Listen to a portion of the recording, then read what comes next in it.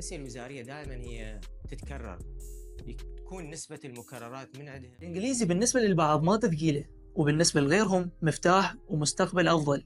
بس اليوم ويانا شخص يغير هاي النظرة ويخلي المادة تنفهم وتنحب. نرحب وياكم بالأستاذ سامر الصراف. حبيبي أهلا وسهلا، يا مرحبا بيك وبمنصة بصمة أكاديمي، اللي الشرف أنه أكون من ضمن كادرها، وإن شاء الله نتعاون بشكل جيد حتى نقدم للطلبة الكثير والكثير حتى يتفوقون في دراستهم. أستاذ سامر، أول شي خلينا نبلش وياك من البداية. ليش اخترت الإنجليزي؟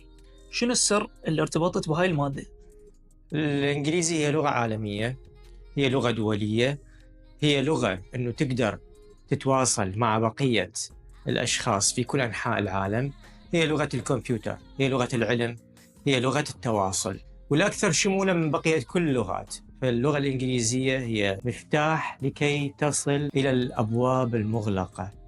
شنو الشي اللي راح يحصل عليه الطالب من خلال دروسك في منصة بصمة أكاديمي؟ والله هو بالذات مادة اللغة الإنجليزية يحتاج تفسير، يحتاج شرح، متابعة من قبل المدرس للطلاب. في منصة بصمة أكاديمي راح نوفر كل هذه الأشياء، إنه نتابع ونشرح ونفسر المادة ونختصر إذا استدعت الاختصار بدون تطوالة، وكذلك نشرح بشكل وافي إذا الموضوع يحتاج إلى شرح وافي. بالإضافة إلى أنه الفيديوهات راح تكون مسجلة بشكل حديث، الصوت واضح، الصورة 4K، راح يستمتع بالمحاضرة. مو فقط أنه راح تكون مادة تعليمية، وإنما راح ما يشعر بملل أثناء أنه ما يدرس المادة اللي راح نقدمها في المنصة. مسألة حلوة أستاذ، وأكيد هواي طلاب راح يتحمسون ويجربون هاي التجربة. نريد نحكي اليوم عن فقرة مهمة الكل يسأل عنها، اللي هي الامتحانات. طلاب السادس وغيرهم دا يعيشون بضغط. شنو رأيك؟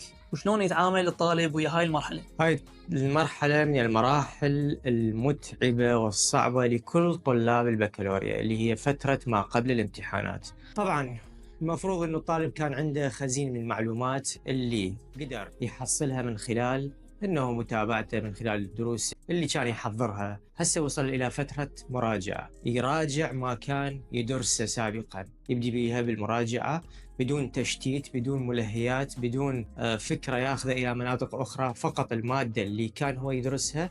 أكيد هو خلال الفترة الدراسية خلال السنة هاي راحت أنه قدر أنه يدون، يلخص، فهي هاي اللي مفروض أنه يراجعها. صعب في مرحلة المراجعة أنه تضيف مواد جديدة، صعب أنه تحفظ أشياء أنت ما مر عليك خلال فترة دراستك. شنو تنصحهم يركزون عليه؟ التركيز يكون دائما على الأسئلة الوزارية. الأسئلة الوزارية السابقة في مادة اللغة الإنجليزية أو بصورة عامة في كل مواد، الأسئلة الوزارية دائما هي تتكرر، تكون نسبة المكررات من عندها توصل 80 إلى 90%. أنا أحكي بالنسبة للغة الإنجليزية بشكل خاص، وبالنسبة لبقية المواد بشكل عام. أكو ملازم هواية، ومن ضمنها الملزمة اللي راح أنزلها على منصة بصمة، هي ملزمة خاصة بالوزاريات السابقة من 2014، سنة تغيير المنهج لحد الآن، كلها موجودة في كتاب واحد. إذا أنت قدرت تدرس كل هذه الوزاريات وتعرف أنه تحلها، فأنت ما راح تواجه أي صعوبة في وقت الامتحان، وراح تحصل درجة ترضيك. زين أستاذ، الطلاب يركزون على شغلات مهمة بالامتحان، ومن أهمها أنه يدورون مرشحات من الأساتذة، وخلينا نسميها تركيزات ذكية. هل أنت عندك شيء تقدر تقدمه للطالب؟ بالنسبة للمرشحات اللي يقدموها الأساتذة، طبعا هي أكو قسمين للأساتذة. أكو قسم يلم تقريبا كل المادة بصفحات قليلة، هذه الصفحات هي تقريبا شامل المادة، ممكن أنه تعتمد عليها وما تعتمد، هي المادة نفسها. أكيد هسه الطلاب راح يسمعون من عندك وراح يطبقون كلامك. كلمة أخيرة تحب توجه للطلاب اللي يتابعونه؟ والله بالنسبة إن إحنا راح نبذل قصارى جهدنا في توفير مادة علمية ونصائح إلى كل الطلبة. فيما يتعلق باللغة الإنجليزية، ذكرت أنه أنا راح أشرح بأسلوب جديد وبفيديوهات جديدة ونقدمها على المنصة، عسى أن تنول رضا الجميع، وأتمنى للجميع النجاح والتوفيق في حياتهم العملية والدراسية. بصمة هي مو مجرد منصة، هي فرصة حقيقية، وأنا جاهز أن أكون وياكم خطوة بخطوة.